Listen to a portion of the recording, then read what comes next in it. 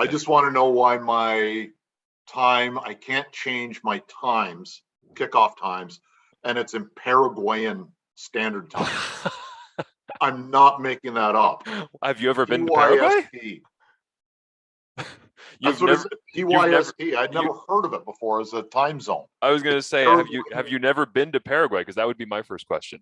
Never been south of Cozumel. So Cozumel's not bad though. That's all right. It's fun. This is usually the part of the podcast that I do a big flowery introduction on everything that the person I'm interviewing does. But if you are familiar at all with Canadian football, this man needs no introduction. And so I would just choose whatever you're going to do. I would just choose to bring in Mike Hogan right now live in the podcast as we welcome him on to TSN 1150 and hit. Oh, unfortunately, not on radio, but that's okay, Mike. We used to love having you on our morning radio show and sharing the gospel on all things Toronto Argonauts. But glad to have you on here and extremely excited to preview an exciting week 2 game with you guys and the Argonauts because damn, week 1 was fun, wasn't it? Oh, it was. I mean, not only was it, hey, we're back, which was great, but every one of the games had a plot, which, sometimes we don't get. Sometimes there are 4 horrendously bad games in the same week in terms of, it's 28-2. We looked like we were going to have a couple of those, and they didn't turn out to be that way, which made the plot line get even better. I don't know how many people would have tuned out of Saskatchewan, BC at halftime or midway through the second quarter and found out when I woke up the next morning, what happened? I admit if this had have been the middle of 2019, I may have been one of those people going click at halftime, but because we hadn't seen football in so damn long, I said, I'm going to watch this. I'm going to enjoy every morsel of this that I can get. And I can watch Rourke play the second half. Oh, no, I can't. And then all of a sudden, the plot thickens. And the one thing that I wanted to see, I couldn't see. And then Michael Riley, caught myself, almost leads them back without being able to throw more than 20 yards. Like it was crazy. It was one of the wildest things. And then, the same thing happens with Matt up in Ottawa where he doesn't have his normal arm strength. And that becomes a hell of a game. So it was just a weird way to kick off the season. But you know what?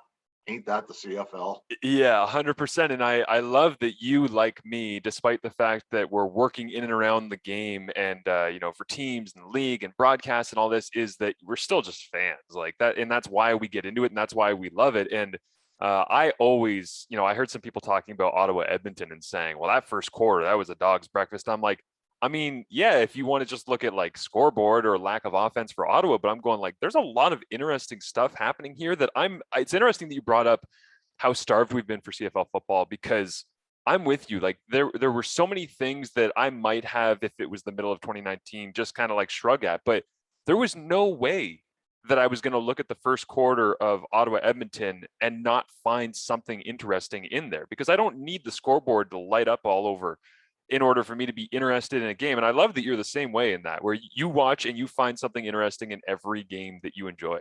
There is the one thing I love about live sports, and it always has intrigued me since I was a little kid. It is the best reality TV show. It's not scripted, and you have no idea what's going to happen. You do play-by-play. You know what it's like. You can do prep and prep and prep and prep. And, something weird's going to happen in the first quarter. And it's like, okay, let's take the game notes, crumple them up, throw them out, because I'm not going to need them, because whatever I expected to happen is not happening. And it's still 2 minutes into the first quarter. Yeah. And that's the great thing about it. Nobody saw that second half working the way it did, especially when Riley came back with the bad wing. Maybe the closest thing that played out was Winnipeg beating Hamilton, because it looked like, in a lot of ways, the Grey Cup game. Yeah. So maybe that was somewhat predictable. I know the Argos surprised a lot of people by going into Calgary and coming up with 2 points. I don't think anybody who works for our organization was totally shocked by that. In fact, I don't think anybody was even moderately surprised that we went in there and won. Despite not playing a really good game, despite what Bo Levi Mitchell was saying. there were a lot of mistakes made. Went into a really tough building against a team that has had the Argos number aside from Grey Cups in the last couple of decades, and came up with 2 points in an exciting game with a great finish. I mean, man, CFL's great when it's on. Yeah, 100%. It was so nice to see 4 varied games, and hoping that we get a bunch of that as well. We are recording this on Thursday afternoon before we end up seeing what happens with Nathan Rourke in this week number 2 matchup, but we are excited to see how Calgary and BC look. So unfortunately, we can't do the comparison shopping necessarily of the quality of that win in Calgary, but I think we know that was a pretty damn good win. And I wanted to ask you, you mentioned that the organization, the Toronto Argonauts, were not that surprised that you went in there and got the victory, despite the fact that the history of Bo Levi against your team and Calgary playing at home in week 1s to start the season and all these things, you guys were up against it, like very clearly up against it. And yet you go in there and you gut it out. I loved what McLeod Bethel Thompson said after the game. We're figuring out who we are, and we figured out today, we found out that we've got a lot of heart. And a lot of people might think that that's like generic say nothing quarterback quote, but to me, I'll go back through that game, and Mike, the Argos were trailing on over 50% of the offensive snaps that they took, and they never gave up. Like there was never any quit. And in a week 1 game, to not show any quit when you're down and on the road in this situation that you should probably just, oh man, I'm tired, or training camp was long, or we're on the road, or there's all these COVID protocols, or like there's so many reasons in sports psychology that those guys could have been like, you know what? We're figuring out who we are. Today's not our day. And they never, ever did. And I was so impressed by that. How did you see the mojo of the team from Q1 to final whistle? The first drive was perfection. It was spectacular. McLeod Bethel Thompson, the reads, the reaction, the receivers, everybody was on that drive. The script from Dinwiddie and Jackson was spectacular. It was perfection. Then stuff starts to happen. Calgary makes some adjustments. They start bringing some exotic stuff, and sometimes the Argos were able to pick it up. It's a very young offensive line. Sometimes they didn't. And the one thing that kept giving me hope, and I'm not making the road trips this year. I'm sitting on my big easy chair watching the game. And the one thing that kept giving me hope, even when they were down by 8 points in the fourth quarter, was the amount of veterans this team has that has been there, has done that, has seen everything in this league before, has seen a lot of stuff in the NFL, has seen a lot of stuff in major NCAA programs and CIS schools or youth sports schools. And yeah, I know some things never go. But the one thing that just kept me there was that experience. Anybody who's watched McLeod Bethel Thompson the last couple of years saw him have that kind of comeback. They were down 20-0 in the second quarter against Winnipeg in 2019. They were down even more than that against Ottawa the year before. McLeod Bethel Thompson doesn't give up. He's always got that, okay, guys, here's what we have to do. Very focused. Better receiving core in terms of being a little bit quicker. Not taking away anything from S.J. Green or Armani Edwards or Rodney Smith or any of the other guys who were in there before, Darrell Walker, but this is a really deep receiving core, Canadians included. And he was able to utilize 8 different receivers, 7 receivers and a running back last week, and they all got more than at least 2 targets. So offensively, I didn't think there was any worry at all that this team was still around as long as it's within 1 score. Defensively, the veteran stuff came through again. It's a really veteran secondary, and Boris Bede's a damn weapon. He had that weird one at the end of the first half, and he still can't figure out what the hell happened there. But the 58-yarder he missed, looked like it went over the top of the uprights. I couldn't believe it. Like I think that was Dustin Nielsen that was calling that game, and him and I think Glenn Suter are going. It was Rod. It was Rod. Oh, it was Rod Smith. Who's he working with? Was it Dwayne? Yeah, it was Dwayne. Sorry, I got that completely wrong. I have all my games messed up. But it was.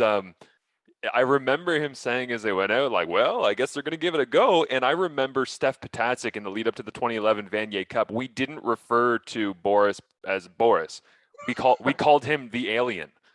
Steph Potacek called him the alien. And that was before we ever saw what he could do in the pros, Mike. So when he's going out there and it's like, well, 58. And it was funny because they showed the sideline shot on TSN of Dinwiddie on, 3rd and 2, whatever it was, and pointing and saying something. And I was like, okay, this is first-year head coach. He's about to make a ballsy decision and go for it on 3rd and 2, and he's going to run something interesting. And then quickly you realize, oh no, like his confidence in going, hey, let's go, was the kicking unit. And they go out, and he, honestly, it was out of the camera shot. Like he wasn't inside the camera frame of the uprights, and he missed it from 58. So I'm with you. Like that short one before half, whatever. That was weird, but I was mind blown because I know how strong his leg is, but I had no idea that a human being, even in Calgary, could kick a ball like that far. And I think on the game play-by-play, I think the length of that kick or the 54 one that he hit is 69 yards. So that's good from 64, at least. Man. 64. And the one thing that there are two things that amazes me about Boris. One is how damn big he is. Oh yeah. He's 6'4", 240. Yeah. And you think, okay, he's a tall kicker, whatever. And then, getting to know him, most of the time I spent on the sidelines during camp was hanging around him and Toshi Sato and Jake Reinhardt when the other guys were all out on the field, and just watching them. And you'll get this. When Boris Bede kicks a ball, it sounds different. It's like, you hear the thump from most guys. His is a thump. Like it's a deep resounding echo when he either punts or place kicks a football. And we watched in awe of some of the punts and some of the field goals that he put up in training camp. And I was glad Coach went for it, because anything inside 60, he's good. He's going to get it there. And he didn't miss the 58, and that would have been an Argo record. Yeah. Zenit Andrecision has a 57-yarder in the 70s. So 58 would have been the record, and 54 that he kicks in the same game ties him for 3rd place with Andrecision and Lance Chomek. Chomek has the second longest at 56 or 55. So, I mean, one game, he's had 2 bombs, and I'm fully expecting him to do that again because Coach has confidence in him. Well, my question is, how long into the season until he hits one from a logo? Like, I don't know what logo it is. I don't know if it's a digital logo or it's an actual logo that's painted on the field. But I'm just wondering how long, because he's going to hit a kick from a logo at some point this season, isn't he? If he gets a chance. End of a half, end of a game. And it's interesting. And the reason is obvious, because people are afraid of missed field goals and what can happen on a big field. I was astonished that 54 was tied for 3rd place in club history. I figured it would be Andrecision or Prefontaine or Swayze hit, 55, 56, 57. I honestly was a little bit surprised by 58, but shocked at 54. But it was, hey, he's a weapon, dude. And his kickoffs last week averaged 75 yards, 76 yards. They were I think it was 9.3 yards longer than the kid in Hamilton who was 2nd in the league, and he was 9.2 yards further than everybody. Like, it was crazy the week he had in Calgary last week. It's amazing, yeah, and I hope that it continues for him. So we'll talk. And first, yeah. I know we're on Bede, but I'm mesmerized by this guy. Same. He did something he had never done before. He punted the ball. It went 72 yards, I believe, right? And there's a contacting the kicker. So he just drills this punt. And Dinwiddie says, no, you know what? That's going to put us within 54. Go out and kick the field goal. Yeah. So Bede didn't have time to do that visualization thing that every kicker does. He goes from punter to place kicker immediately. And he said he had never done that before. But his mindset is such that, okay, I got to do this now. And think of all the kickers that you either played with at university level or have watched in Hamilton or anywhere in the pros, that they would have been a basket case after that kind of punt, taking that kind of stat off the board and saying, now you got to go kick a 54-yarder. And Boris was like, okay, I'll go kick a 54-yarder. Yeah, that he crushed again off the top, top of the upright level. It was crazy. He is an amazing specimen when it comes to kicking. I also have a question for you here about the offense, Mike. I have a conundrum that I need you to answer for me on the Argonauts, because when I watch them play in week 1, I see DeVaris Daniels and I go, man, he's really smooth. And then I see Eric Rogers making great grabs. And I'm like, the length and the ability to get up and the laser beams that you can just throw at his forehead and 5 feet above his forehead. And McLeod can just be like, yeah, his catch radius is massive. I'll put it wherever. He'll go make a play for me. Then I'm watching Juwan Briscason get into the end zone. His first touchdown and his first catch of the season was a touchdown to start off the game. And then there's this Braverman character.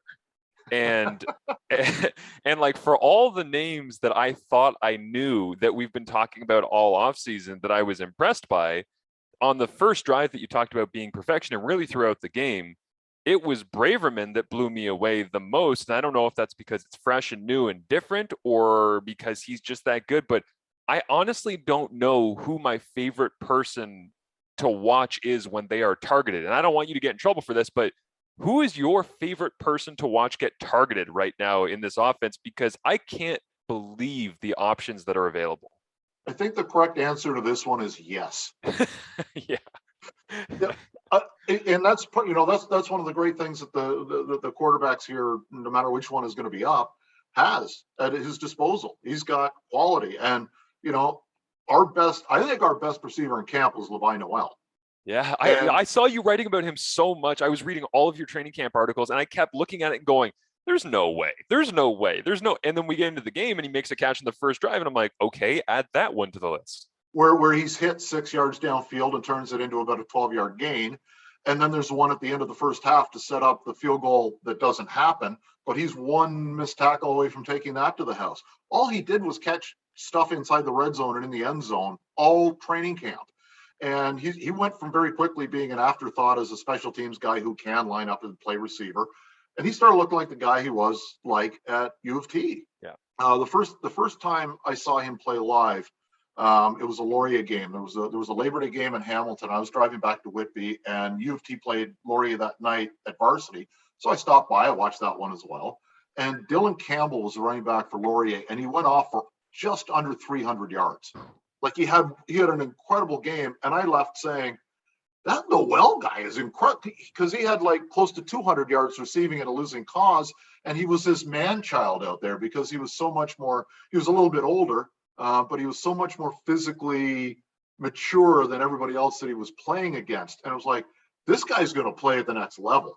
And that's the guy that he started to look like in camp. And Curly Gittins was great. And we saw flashes. Now it's just getting a little bit more consistent from Dejon Brissett. So, there are so many weapons to work with, and some of the guys on the practice roster. I mean, it was insane how many good receivers were at camp this year. So I honestly can't pick one because I couldn't fall in love with anybody at camp because every day it was somebody different.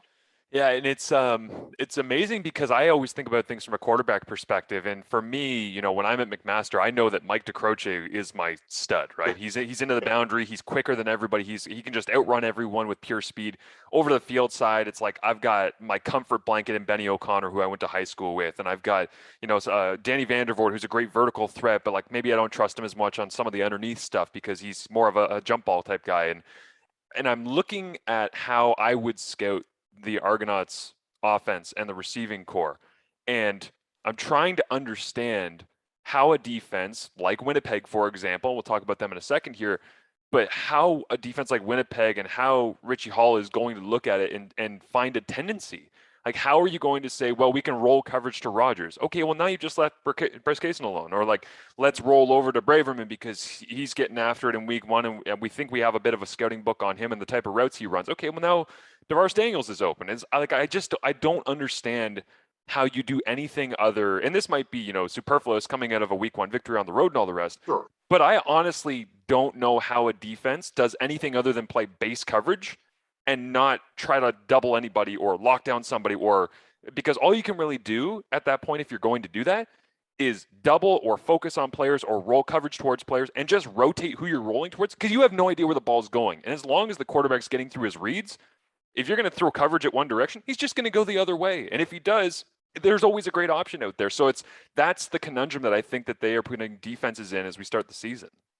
It's all matchups, right? And you know that if you're a quarterback and you're looking over the secondary, unless you've got 6 studs in the secondary, there's going to be a mismatch. Yeah. And that's the glorious thing about this offense is, you've got guys, all of whom, the Argonauts quarterbacks, all three of them have starting experience in the CFL. People forget Pipkin is our number 3 right now. Who started in Montreal. And man, that kid's got a gun. So you've got 3 guys who have, varying degrees of starting experience in the CFL, but they've seen stuff before. It's not like it's a guy coming up from the States who's new to the game and new to this extra guy in the secondary and the wide field and coverages. And these guys have seen it all. So it's going to be, you go up, you look over, you got a play call, and you identify which matchup is in your favor, and ping, ping, ping, just find your guy. And that's what's going to make this fun. And that's why when you ask that question, who's your favorite receiver? It's the guy that's open, I guess. It's whoever that's going to be. And, guys have different skill sets. Braverman's going to be in that R spot because he's got that physical skill set that's perfect for that position. You could mix and match these guys all over the place, and you could take the Canadian, and if it's Brescison, if you're going to go with a 4 American package, Brescison could play Z, he could play the boundary, he could play slot, he could play anywhere, he could play the R with his skill set. Just find that matchup, and that's the fun thing. If there's a weak spot in the secondary, they'll find it. Yeah, and it's funny too because you say that Braverman's got that ability to play the R. Well, it's like, well, I could comfortably put Brescison in that R spot too, and have him be the inside of the field, or I could flop Jean Brissett over into the boundary if I wanted to, and I can go with a completely different look. And we haven't even talked about John White and how well he's running and all these things. So there's a lot of strengths obviously on the offense. And the first forget John White's running for a minute. Just put together a video of him and AJ Ouellette blocking. Yes, that too. That. Yeah, I'm going to look back through it. He had a couple of just a couple of blow-ups in terms of hitting a defender and just stopping him in his if you're a coach, whether you're Fred Reed, the running backs coach, or if you're Dinwiddie or Jarius Jackson, you're just looking at that and saying, "Oh yeah, that's what we want our backs to do." The important thing, of course, when you play against the defending Grey Cup champion Winnipeg Blue Bombers is all of these things that we're talking about that we love to see can only come to fruition if you protect your passer properly against Willie Jefferson and Jackson Jeffcoat. So talk to me about the offensive line, where they stand going into this game, and how you view the matchup in the trenches when Toronto has the football going into Friday Night Football. Yeah, that's in the trenches. That's the whole game this week, right? It is. And I think anytime you play Winnipeg, that's the game. Can you stop them from getting 7 yards running the football on first down? Can you put them in second and long? Can you get contained from your defensive ends? That's going to be a big thing. Glenn Young has practiced against this offense, all last season, and so he knows not only the personnel but the schemes. So there's a bit of an advantage there, but they practiced against Glenn last year. So I'm looking for those big time. And in terms of the offensive line, it's a work in progress. It's guys who have, for the most part, not played together, aside from Dariusz Bladek and brain cramp Phil Blake in Saskatchewan. We got Allen is new to the league, and Castro is new to the league, and Campbell's been here his entire career. So it's guys that played, for the most part, I thought pretty well. There were some breakdowns, but that's going to happen in week 1 when the other thing that kind of held this group back in terms of development is during camp, basically somebody was injured every practice. Dinwiddie was really adamant that if you've got a nick, it's going to be 1 day sitting out, not 1 month, because you've gone and aggravated the injury. So, there were days Castro was out, days Phil Blake was out, and Isaiah Cage got hurt rather early in camp. And, just everybody seemed to go through that, just everybody. So, and then there were a couple of veteran days off. So that cohesion is something that's going to build. So it's a work in progress. I think that the coaching staff would be pleased with the outcome because of the win. But man, there were a lot of coachable moments, and that's with any group at this stage of the season, especially with no exhibition games. I look at the talent on this line, the way that Shane Richards looks this year compared to a year ago, minus 65 pounds. Yeah, I couldn't believe that when I read that in your training camp report. He was, for those who don't know, he was hurt in camp last year, came to camp to take off weight. And then it was a groin thing. He couldn't even get on the bike for a couple of months. So he left. He wanted to play at 315. He was 350, 355 when he left. He went home, road work, and took up boxing to work on his punch, literally, and his footwork and the cardio. He went from 350 to 275. He hadn't been 275 since grade 10. And he came back. He's put on 10 pounds and looks great. So he's 285 right now. Dylan Giffen, when he left Western, was 355 as a tackle, and he would have been too slow to play up here at that. Yeah. He was drafted at 320. He reported at 315.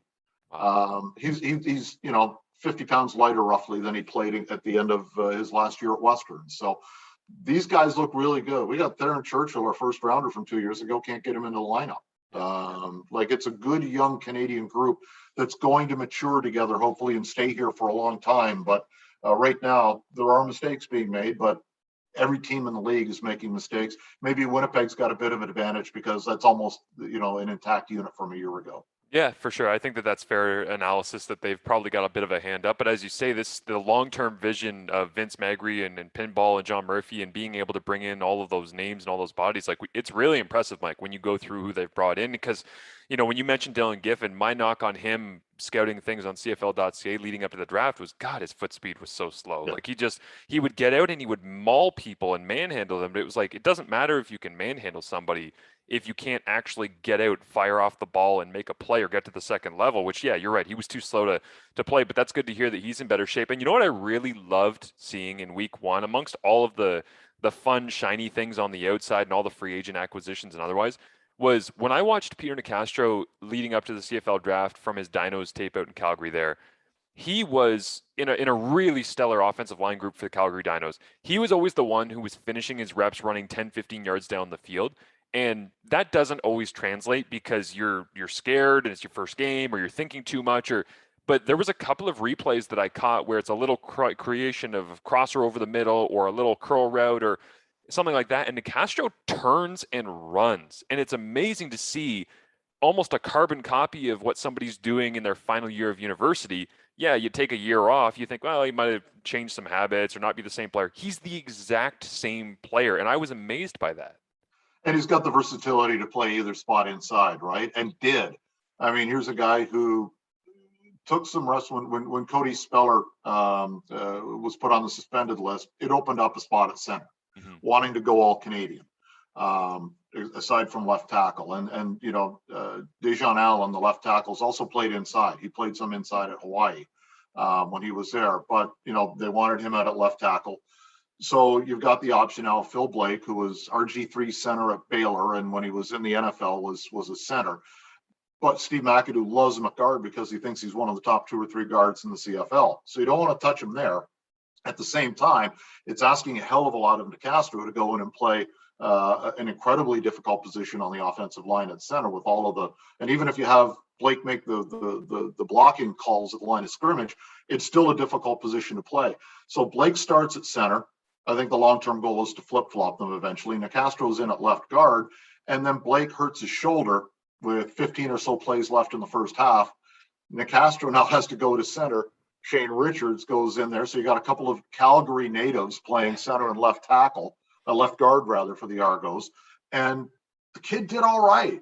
He did not look out of place in that offense at all. And both kind of on the play to Ricky Collins that almost went for a touchdown, the long one, you'll see Richards just go out, peel out, and blow up his guy at the point of attack.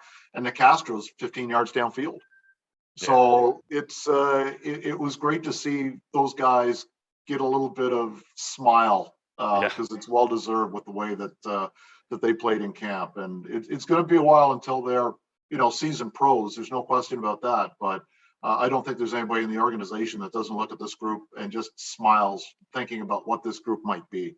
Yeah, and the last one that I'll ask you here, teeing up Winnipeg and Toronto on Friday Night Football on TSN, is that obviously you've mentioned the pressure is always going to be, can you stop Winnipeg before they get a 5-6 yard surge on you? We know how dangerous the pass rush is for the Toronto Argonauts with Charleston, and I thought that Sean Oakman had a really good first game. Shane Ray, I know, got dinged and all the rest, but like that group up front, Coney Ely made a couple of plays in the backfield, and they're very, very sound and they can get after the passer. My question is, Mike, that like when I watched what happened with, I think Drew Desjardins is on the path to being just like an all-time great player in this league.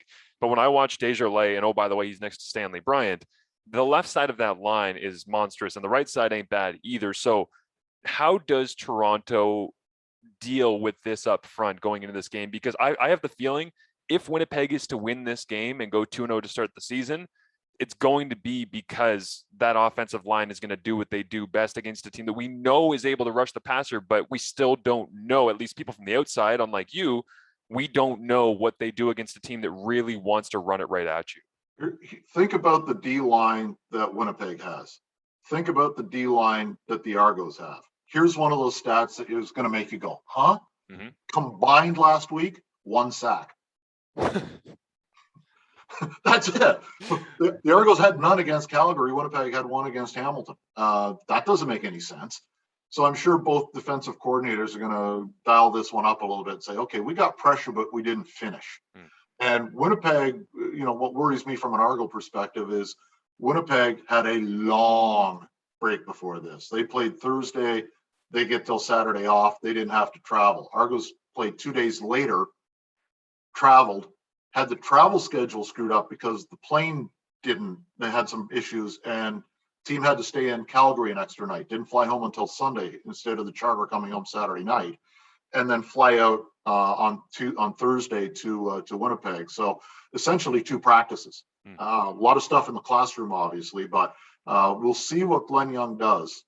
Like I said before, he knows this offense. He'll know where to attack, and it's just a question of how advanced these guys are. But Mwamba and Judge certainly help. That it's not just the front 4, and there are guys who like to fly in from all over the place. So it's a good group, and I'm really anxious to see what Glenn Young dials up, because he's got the experience that no other defensive coordinator in the league has against Winnipeg, and that's knowing that personnel better than anybody else. Yeah, absolutely. Well, we will all be watching and find out together. That's the beauty of live sports, even when you are wearing out your lazy boy sitting at home and grooving it in nicely, as I'm sure, as a man who watches a lot of sports at a very high level and understands it at a high level, then I'm pretty sure that you might need a replacement at some point. How close are you to needing a new seat to watch your games, or will you ever? Is that just the chair that you're going to die in? Let's see. According to my wife, 3 years ago, it was hit its best before date.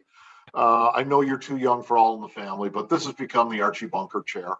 Like this is just a piece of me at this stage. But yeah, it's comfortable. I think I may have worn out the armrest a couple of times by pounding it after something doesn't go the way of the Argos. I wanted to ask you that is how emotional do you get now being a member of the Argonauts watching Argos games, because you've called games for a long time. You've been around the team for a long time, but you are of the team now. So when you're watching games in your basement, because I picked Toronto to win in Calgary, I was irrationally going, come on. Like anytime that they would make a mistake against Calgary, because I'm like, I want to look smarter than I actually am. Come on, guys, help me. But I'm wondering, what do you do in games? Like, what is the experience like of Mike Hogan? You should do a second screen experience, Mike. You should live stream yourself watching games. I would not put myself through that. When I got the job with the Argos in 2018, I got a message from Mike McCarthy. And he said, you will now watch games completely differently. Yeah. The wins are going to be sweeter, but the losses are going to hurt. And I thought, okay, that's nice. Okay, thanks, Mike. And man, was he bang on. Because it had been a year and a half and there had been a year and a half of anticipation, we didn't get to see the team that Pinball and Murph and Vinny put together last year. And I don't know if it was a Grey Cup team or not, but it was a playoff team. I know there's any question about that.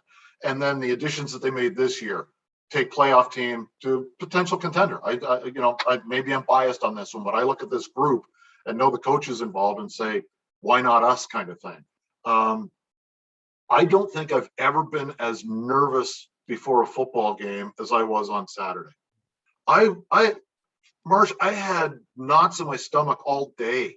Like I never felt like that. I've called Grey Cup games as an Eagles fan, watching the team get to the Super Bowl, watching, calling Laurier win a Vanier Cup in 2005. Nothing, a freaking regular season game. But it was all of this pent up, I think, over a year and a half, almost 2 years of, I want to see what this team is. And I could not wait for kickoff. I couldn't shake it. Like, I was doing stuff in the yard and, picking weeds in the front yard, trying to do anything to get my mind off the game. But man, it was very taxing. I can't wait until we do our home opener to be up in the broadcast booth where I have a place to put my emotions. And just a reminder that tickets are on sale now for the 21st, 4:00 kickoff against Winnipeg. Season tickets, best deal, argonauts.ca. Go and watch live football. That's what we love. There you go. It is just 1 week away. So get your tickets, go out and watch some great football live. And again, there'll be lots of fun storylines coming out of Toronto in Winnipeg. When Winnipeg comes to Toronto, the old home and home in weeks 2 and 3 will be intriguing to say the least. Mike, thank you for doing this. You're the best, man. It's always great to catch up with you. I know I'm the best. That's why you keep bringing me back.